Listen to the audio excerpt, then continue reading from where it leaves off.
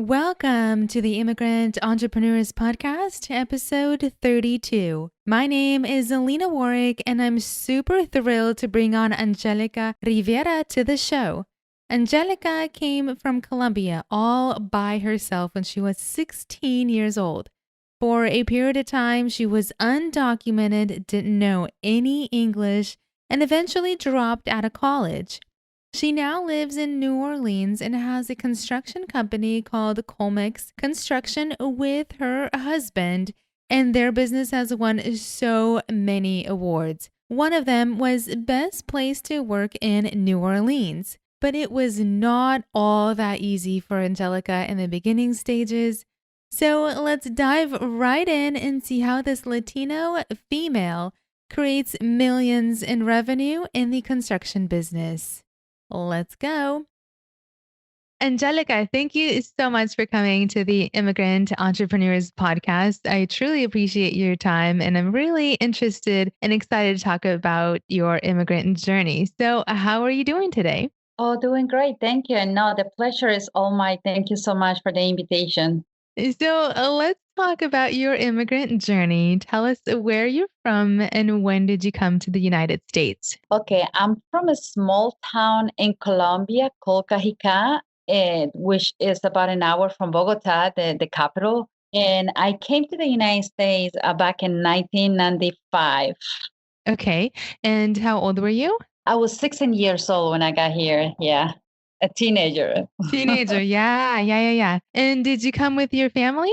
No, actually, I came by myself and I came to live with my uncle, finished high school with him. Oh my goodness. Tell me more. 16 years old, all by yourself as a young lady. Okay, let's hear more about that story. Why did you decide to leave and come to the Um, States? well, actually, it's funny because the reason why I came is, well, the main reason is I did have a boyfriend there and I found out that he was with someone else. I was 16 years old. I told to my dad and I was doing pretty good at school. So, I told him that I wanted to come. My uncle, he already talked to me a couple of times that I'll finish high school here. We should more opportunities. And so I talked to my dad and we decided to let me come and finish my high school here. So that was the plan, to stay here for 6 months while I finish my high school. Oh, okay. Okay. So you left your family all in Colombia. You got on a plane all by yourself to meet your uncle and to finish high school. Exactly. So yep, that was the plan. But things didn't work out. I ended moving with a roommate like 3 months after I got here. And that's where the real journey started. Oh no. And so did you want to go back to Colombia after you were done with high school? Was that the original plan? Yeah, actually, when I got my visa, I got permit to be here for 6 months, and that was Mm. the plan, to be here for 6 months and learn English and stay here and finish high school here. But then I met someone and I decided to stay. So I mean, my dad almost he got really upset with me. He was like, "No, you need to come back now." I'm like, "Well, I'm here already, so." Yeah. Too So, late, Dad. uh-huh. I'm already here. Love it. Love it. Okay. So, where did you pick up English? Did you pick it up in Colombia before you came? No, not at all, actually. And when I got here, I came to New York. Where I came, there was no one that was speaking Spanish, even in the school. So I remember that I was in these kind of ESOL classes, but I thought that everybody speak English except for me, and no, they speak different languages. But since I didn't understand, so I thought that everybody was speaking English. So it was really difficult. And actually, I think that's one of the more difficult things that I went through. Again, being a teenager, going to school, didn't understand anyone. I mean, I got to class sometimes and people were taking a paper ready to do the test, and I didn't know what they were doing. And the next day they came with this projects, and I was like, what? So it was kind of hard at the beginning because, again, at the school that I used to go back then, no one speaks Spanish, not teachers, no students, no one. Oh my goodness. Okay, so when you left Colombia, you landed in New York? Yes, that's exactly where I started. But then about 6 months later, I went down to Orlando, Florida. Yeah, so that's where everything started. Like, I met someone and we moved in together. And then My parents came to visit and they ended staying too. So it was funny because my mom, after she got here, she told my dad, "No, I want to stay with Angelica." So he's like, "Are you serious?" So he went back by himself and they came back like a month later. And he's like, "No, you need to come back." And he's like, "No, I'm staying here." So, so Yeah. they ended up staying all together. So that was good. Aw, that's awesome. All right. So tell me, what was it like growing up in Colombia? Well, it was pretty nice. Actually, in like I told you, I grew up in a really small town. There was no phones, no TVs. So we Wow. play outside all the time with friends. And if there was homework, we needed to go to the library to do the homework there because there was no internet. There was basically no technology. So it's funny because my kids, I have four boys. They ask me, how you didn't get nuts without technology? And Yeah. I tell them, well, because technology is the one that drives you nuts. So that's why Yeah. I feel blessed because I think I'm within that last generation grew up without technology, but now we have the pleasure to enjoy now. So yeah, I think that's a blessing. So, was it prominent for everyone in Colombia from the town that you lived in to get a higher education, to go to college? What was that like? Not really. I mean, I always was pretty good in school. I did really good in school, and I got into pretty good schools because my score were really high. And then that's why my uncle, when he went and visited us a couple of times, he's like, Angelica, when you graduate from high school, I mean, there is not really, I mean, it would be really difficult for us to go to college or university in Colombia. It's not like in here, you have a lot of opportunities. Over there, it's really difficult. But I didn't realize that it was the same as difficult here without documents. So, Yeah. Wow. Wow. Okay. So let's go back to the struggles that you mentioned when you first moved. You were in New York, you were 16 years old, you had no English. Tell me a little bit more about the struggles that you went through. yeah, the beginning was really difficult. And not only that, but again, the fact that I didn't have documents with my visa expired. And even before that, that didn't allow me to go to university without paying the full tuition. So it was pretty difficult. And now keep in mind, undocumented is not the same as illegal. I always get upset, and I remember I have a couple of issues back then because people are, so you're illegal? I'm like, no, I'm not illegal. I'm undocumented. I haven't done anything illegal, and nothing is illegal about wanting a better life. So Yes. Yes. yeah, so yeah, I think initially those were the two first things that I kind of went through when I started. It was the fact that English, that I mean I didn't speak English, and also the fact that there was not documents, so and didn't have probably the financial capacity to go to university. So So did you end up going to college here? I did a year in college in Orlando but that was years after I started working and was able to pay for it. So yeah. Mm. Oh, okay. So one full year and then you were done with college. You were like, this is not for me.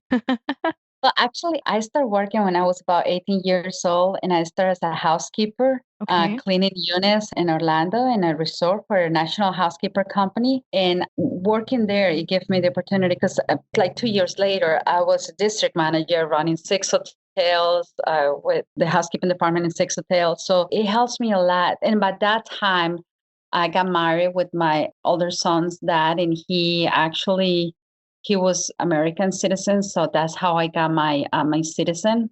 Okay. So by that time, I started working again with this company, and I got to a district manager when I traveled around the country. I went to Las Vegas with them, to New York, Wow. Georgia, open new resorts and help them with that. So it was pretty good. I stayed with them for almost 6 years. So during that time, I also went to college, but I didn't get to finish when I got divorced from him. I got my older kid, who's now 24 years old, and so I was with him, and I was working, and I was going to college. So then it became difficult. So I had to drop college. Mm, got it. Got it. Well, you know what? College is not for everyone. So hang on to that. I know that now. So Yeah, yeah, yeah, yeah. So tell me a little bit more about being undocumented. What types of limitations does that bring? And like, what kind of circumstances did that allow you to live in? well, it is sad because even that you have all the willing to do things, and when you go and apply for a job and you don't have a social security number, so you don't have opportunities to grow. It's really difficult. You cannot go to a college or university unless you have the money to pay for. So there is a lot of doors that are closed for you as when you don't have documents. Again, it is sad, and sometimes I see a lot of people that they actually open companies and they have their own business and they're still undocumented. So I'm so proud of see our people doing the American dream. Yes, I love it. And this podcast shows so many stories of immigrants just coming here, like you said, with a huge American dream, opening up businesses and transforming lives. Yeah, I truly believe in the immigrants. Okay, so Angelica, before you tell our listeners about your company, tell me a little bit more about the path you took. And I really want to know if you went into any other fields before starting your business. So I'm hearing that you initially did not start in the construction business. You worked at the hotels. So tell me a little bit more about the path. Well, yeah, in fact, Colmex is not my first company. As I mentioned, I started working on this company when I was like 18, 19 years old. And then I stayed with them for almost 6 years. And then I got this crazy dream of becoming my own boss. So, so that's when I decided that I have more to give. Like I got more potential. Like I was giving it to someone else instead of putting it on my own. Mhm. So I got my license, my mortgage broker license, and I opened a company. And initially, I started working with a mortgage broker company doing loans to buy houses. And after about 6 months, I was able to open my own company. So that was like back in 2013 when I opened my mortgage company.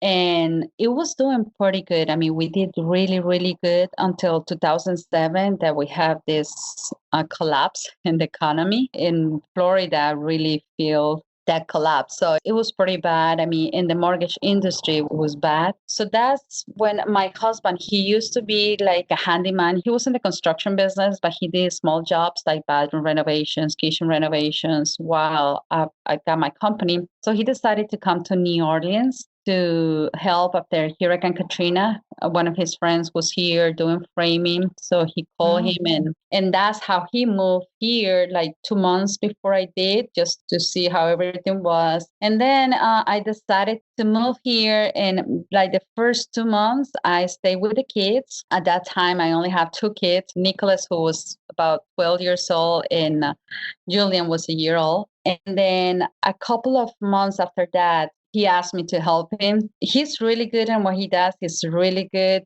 doing things, but as far as the back office and accounting and management, he's not really good. So he realized that. Yeah. So he asked for help.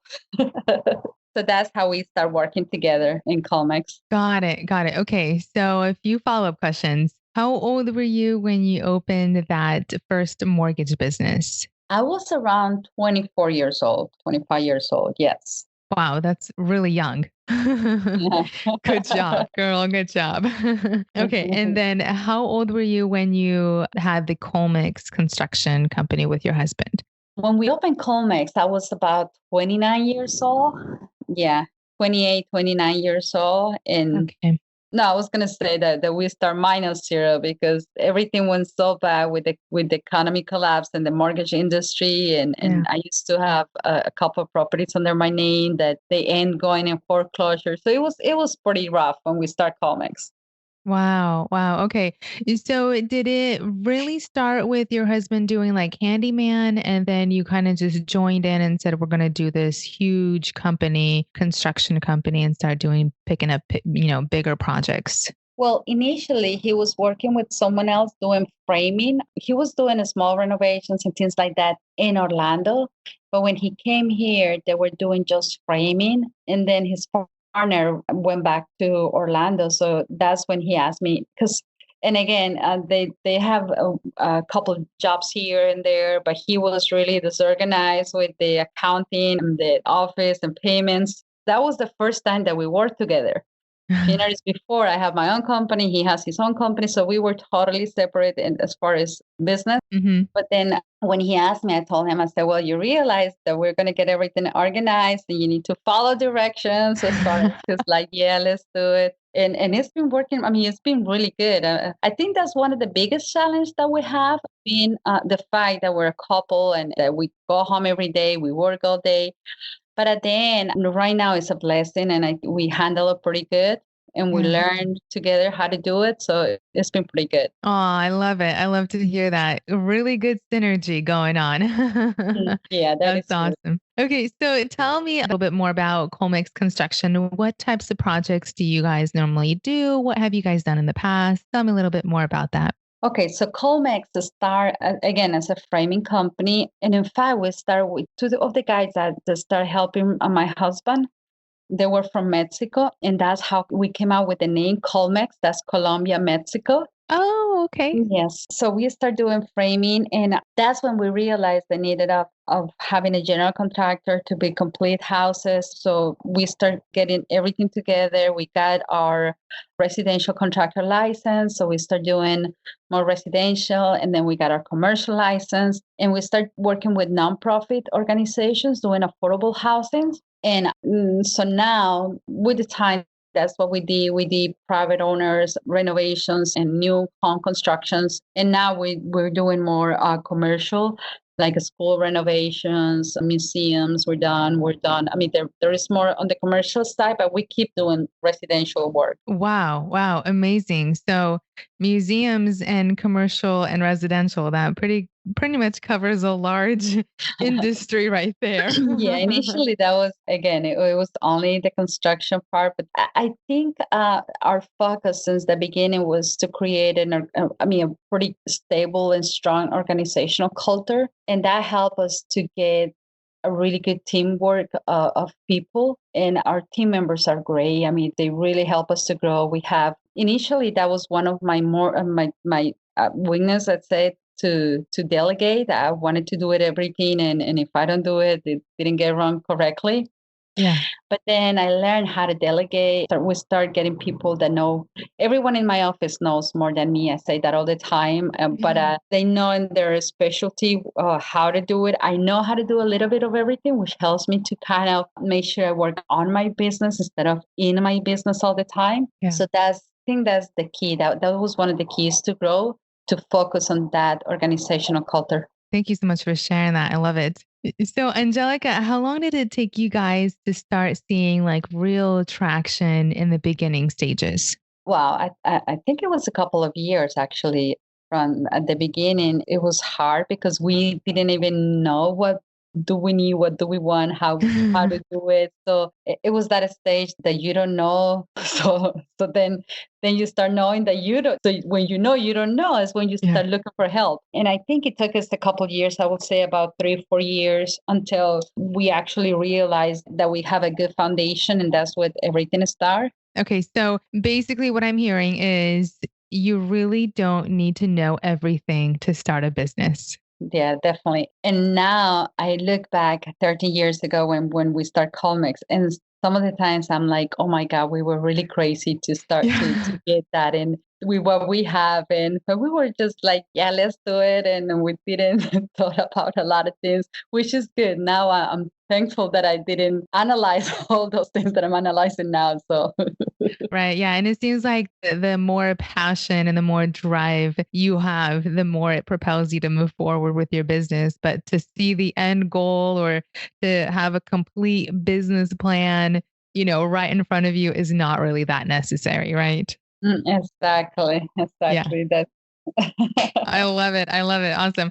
So, did you have to raise any capital to start Colmex Construction? Well, actually, we didn't. And it was funny because, like I mentioned before, we weren't even in zero. We were under because we came with a lot of debts from Florida. And my credit wasn't the best. His credit wasn't the best because we lose a couple properties. So we didn't have the chance to even think about getting a loan or getting money. Mhm. So we start doing things like together at the beginning. I used to go with him and install baseboard in a house and paint the house inside so we can collect some Wow. money. And that's how we started. I mean, we didn't get a loan initially, or any financial help. We kind of did it, try to save as much as we can, do as much as work as we can, so we can get the money. And actually, one of the things that we did since the beginning that I was clear is we treat Colmex as an entity, not as my business. Like, if, okay, we made this job and we made $10,000, so let's go and have fun, or let's buy a new car. No,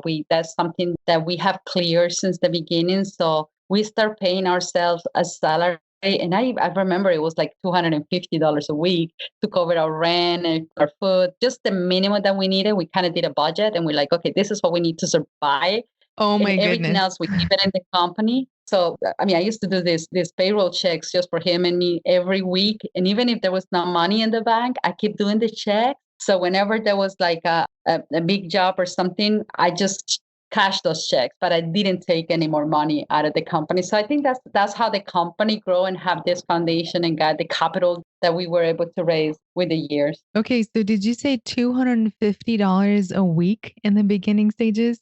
Yeah, that was 13 years ago. Our expenses with Yeah. schools and rent and all that was like Wow. 1900 and something. So we're like, okay, we're going to pay ourselves. We're not taking anything for the company. Because before that, when he was doing it by himself, he used to pay cash to the guys that help him. And every time that he got paid, he go and cash the check and go use it for groceries and things like that. I'm like, oh my God. But again, at that Wow. time, he was the one running it. So I'm like, okay, you do whatever you want to do. But when he asked for help and when he asked me to join him, I'm like, okay, but there's rules. Wow, amazing. The stories that I hear of what people did in the very beginning stages is just astonishing. So, thank you so much for sharing that. I wanted to ask you about because I actually found you on the Goldman Sachs 10,000 small businesses. And I wanted to ask you a little bit about the program. When did you guys join the program and what kind of benefits did you see it from it? Tell me a little bit more about that. Okay, the Goldman Sachs program, I think, was one of the best things that we ever done. And Wow. I always recommend it to everyone because they help you to do not a business plan, but a growth plan based on your needs.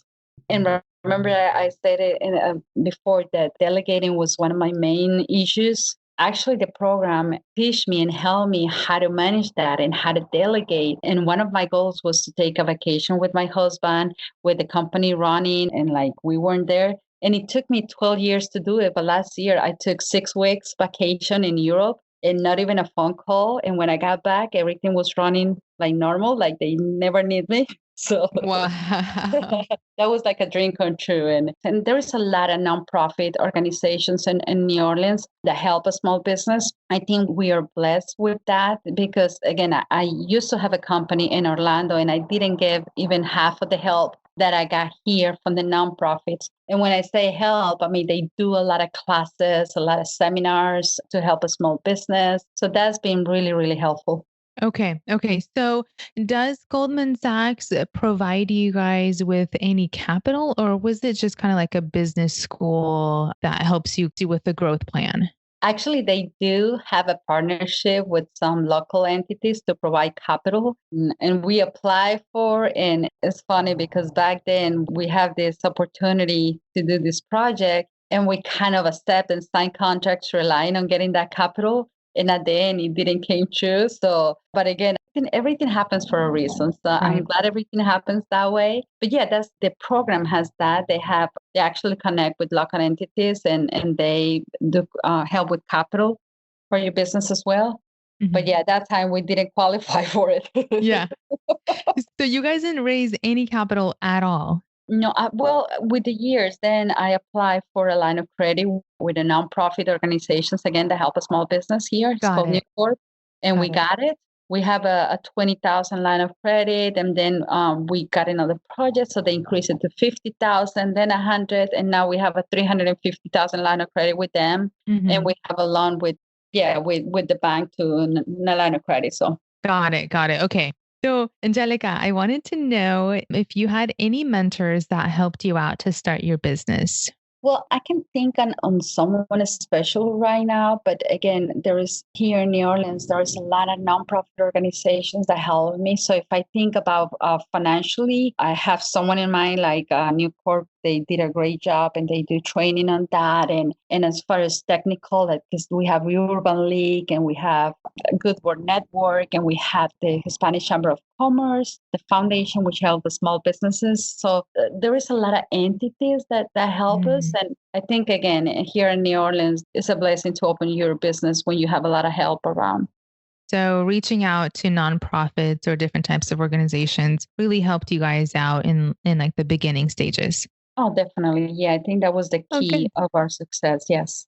Oh, good, good. Awesome. Good to hear. And so I'm really interested to know, how do you look at failures and how do you overcome them? Well, I think failures are more like lesson learned and opportunities also to grow. There's always a solution to any problem. And if there is not a solution, so there is not a problem that is worth it to worry about. so, so we have, again, every time that something happens here in the office, the first word that comes not only from me, but anyone in the office is, okay, what's the lesson learned? What's the lesson learned? So we don't commit those in the future. So I think, again, that those are opportunities to grow. If there's not problems, I don't think there is challenge for you to go out of the box or to look at the next level or how to grow. But again, in Colombia, my mom always say, don't ask why it's happening to me, ask for what reason and what can I get from this. So I think that's the key to look at failures. So powerful. Thank you.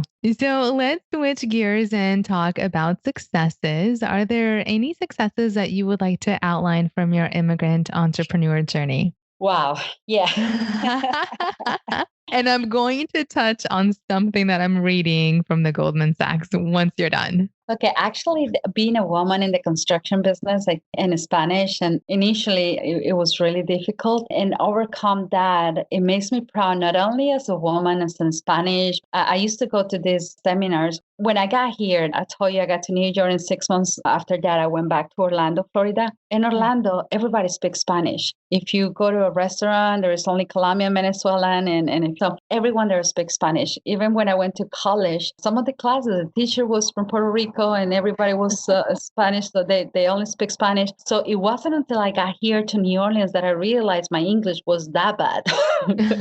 So I'm like, oh my God, because yeah, all those years I was within the Spanish community. So when I first got to the country, that's how I feel when I got here to New Orleans. I'm like, oh my God. And not only that, but I didn't understand the way that they were talking. It was really difficult. So when I used to go to these meetings where there was like 20 men and me, a Spanish girl with no English. I mean, my English wasn't that good. So I mean, it was really difficult. So now that we set ourselves to be one of the best companies in New Orleans, and in fact, last month we got one of the best places to work in New Orleans.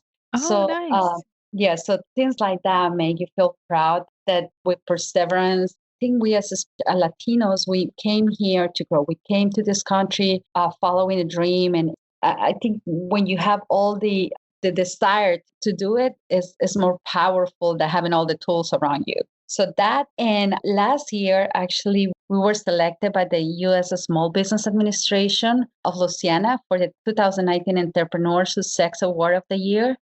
So that was a big when the Wow. governor actually was there and we got that award. That was one of the moments that I feel like, Wow. okay, we're doing something good. Yeah, yeah, yeah, yeah. Awesome. What makes you guys stand out from all the other construction companies? I think the fact that we try to create a enjoyable construction experience for our clients, Mhm. and construction is not easy. I mean, there is a lot of issues, a lot of things happen during construction. So we always try to solve those issues, keeping all our clients informed on a daily basis. So we have communications with them with softwares on a daily basis where we do job logs and let them know how we're doing, what we're doing, and that externally that help us a lot again because we want that again enjoyable construction experience that is difficult to have, and we reach that by doing things with passion, and we do that by having a strong organizational culture. So everyone in our office, they know that that's our goal. Everyone in our company, they strive for that 100% client satisfaction. And in my job, my role, my main role in the company is to keep my employees happy so they keep our clients happy. So Mm.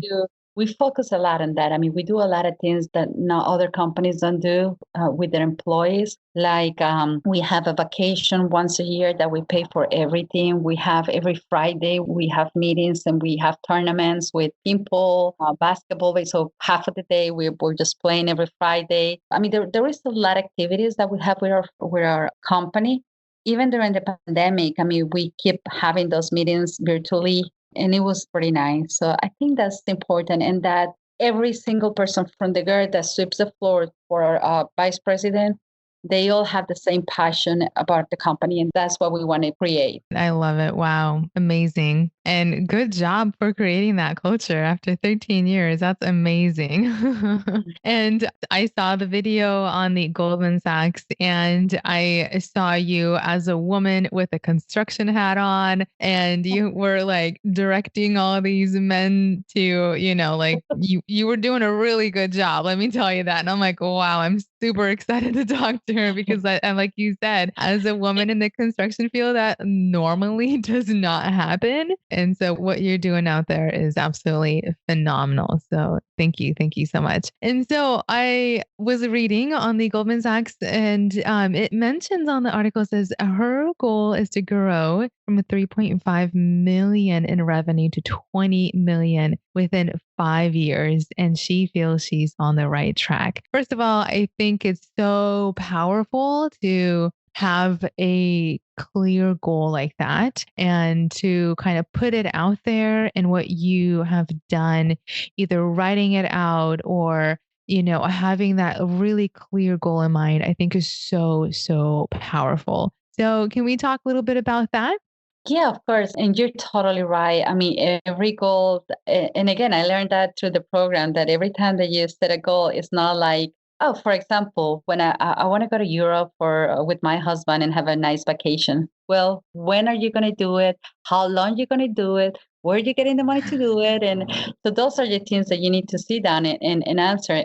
And actually, I did that about I don't know, 5, 6 years ago when I sit down and said, okay, before I turn 40, I'm going to go to Europe. I'm going to go to these countries and I'm going to spend 6 weeks. And this is how I'm going to do it. And then when I was just about to turn 40, I'm like, oh my God. So we plan it and we make it happen. And that's exactly the same that we did, that we're doing with our income.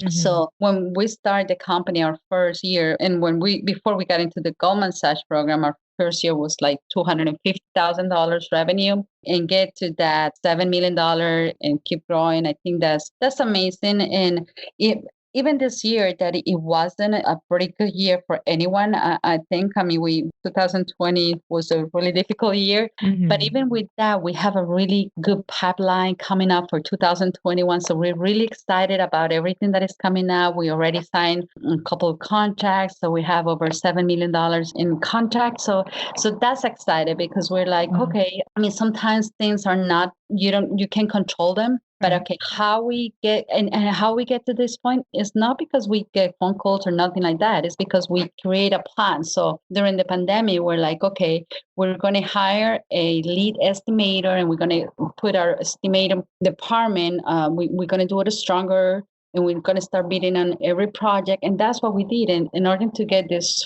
4 projects that we're going to start working, we bid almost 50 projects. And bidding a Mm. project is, I mean, it's a lot of time consuming. There is always a plan behind a goal. And I think we need to do that in every single aspect in our lives. In fact, something that I've been doing for the last 10 years on New Year's, I have this list of goals that I have for the next year. But for Mhm. example, I have do something special with my kids every month. And I put there, okay, what I did in January, what I did in February, what I did in March. And then that makes me, I mean, it's not like, okay, I'm going to do that. And then when it's June, you're like, okay, what I did. Not, but if you have it like that, it's specific by month, I mean, it's measurable and it's something that you can accomplish. So powerful. Thank you so much for sharing that. So, what's next for you guys? What are some business goals for the next couple of years? Uh, More uh, commercial buildings? we're still doing a lot of residential, but our focus is now commercial.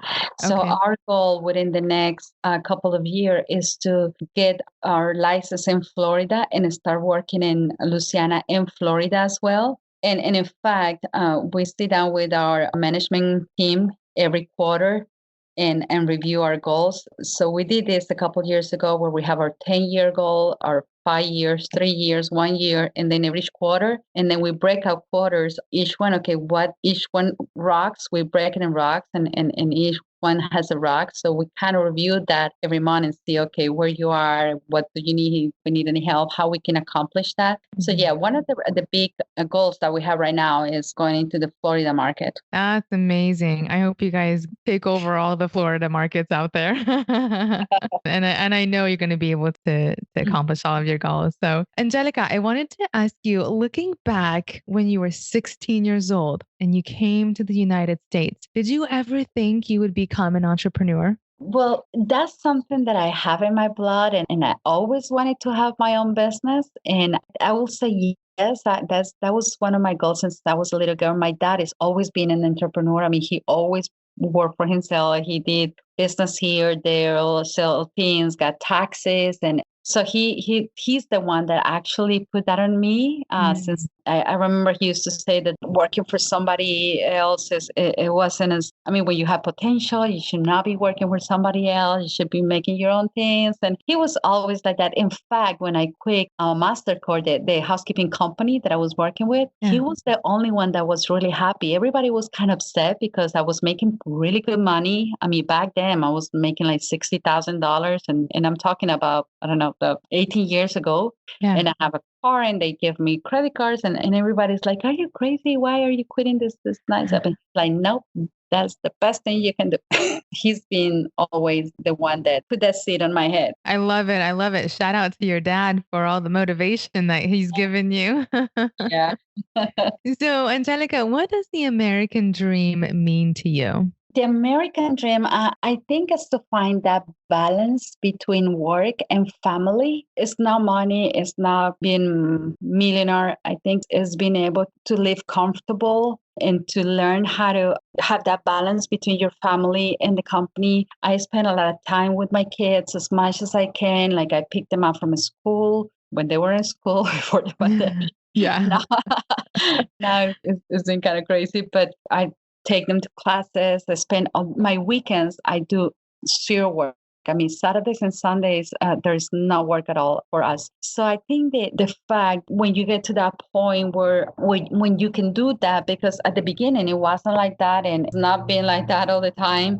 At the beginning, I used to work, my God, 18 hours a day. I get up at 4 a.m. and go to the computer and do contacts, and then 6 a.m. go and do breakfast and go back to the computer. And it was really hard at the beginning. But if you ask me, have you reached the American dream? I will say yes. And not because I have millions of dollars in the bank, but because I had the opportunity to enjoy my kids, have that balance, have a nice relationship with my husband, and keep feeling that butterflies that I felt when I was little with him. So yeah, I think that's the American dream.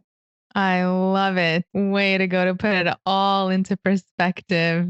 So, is giving back, either volunteering time or giving back to the community, something that is part of your business values? Yeah, definitely. That's something that we love to do. In fact, right now we are partnership with some organizations collecting clothes and toys and items for Honduras after the hurricane. So again, it's with nonprofit organizations that we partnership to do that. And last year we did something really nice at the end of the year there was this family that didn't have money to put a ramp on their son that it was handicapped, and everybody at Colmex, and that was the beauty of it, that it was all from Colmex. There was not subcontractors, nobody. We went and did the ramp for the family. It took us 2 days and it was pretty nice. So things like that. And also I love to serve the community. Like I am the chair of the Hispanic Chamber of Commerce Foundation.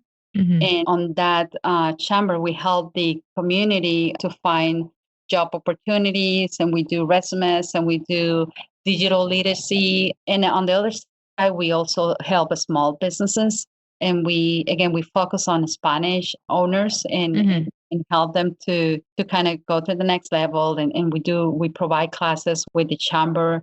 We do a lot of things for the community together. I was appointed by the governor to be part of the Louisiana Small Business and Entrepreneurship Council. So that was really nice to be able to collaborate with all these amazing organizations and people. And now with the pandemic, I was also part of the Resilience Louisiana Small Task Force. The what? It's called the Resilience Louisiana Small Task Force. It was like a group that the city did in order to kind of find ideas on how we can help small businesses to overcome the pandemic and what was happening. So yeah, that's something that we love. Give back to the community. Yeah, and I feel like everyone that I talk to on this show, all of the entrepreneurs are giving back in one way or another. And I feel like they were helped in some ways, maybe small ways in the beginning stages with the immigration process or with the business process. And they're giving back in like tenfold times. And it's awesome to see how all of the entrepreneurs are giving back in so many ways. And you're doing the same thing. And I feel like we receive a blessing in that, something that is not explainable in words, like just the gratitude of giving back. And I feel like you're doing that. It's so well.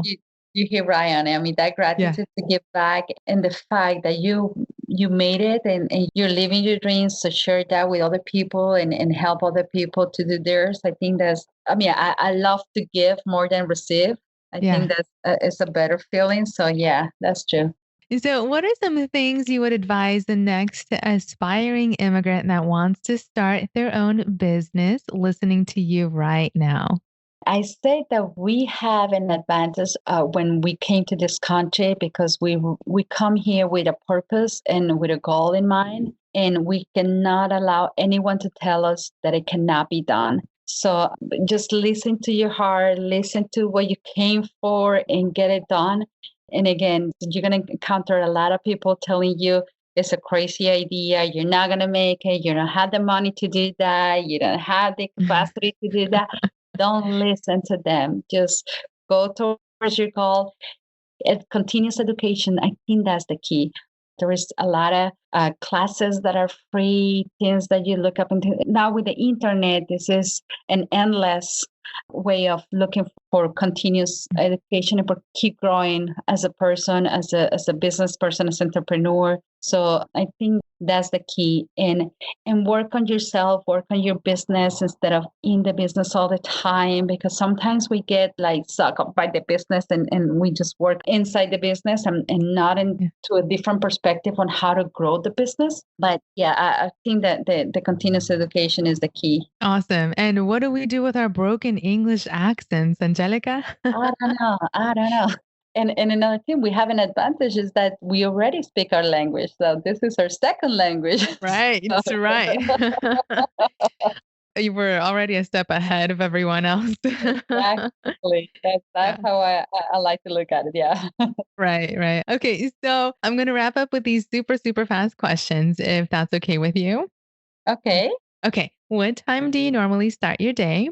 4:30 in the morning. I actually exercise every day with my husband. So we get up early in order to be back at home around 6. Oh my goodness. 4:30 in the morning. Woo. Good job. We've been doing this for the last 3 years. We actually exercise every morning. And the beauty of it is that we do it together. So sometimes I'm like, no, I don't feel like he's like, no, let's go. So that's good. So yeah, my alarm is always at 4:30 a.m. Wow, that's awesome. And do he go to sleep early then? I bed every day at 9 p.m. Oh, okay. Awesome. Wow, that's amazing. Okay, so how many employees do you guys have? Right now, we currently have about 15 employees.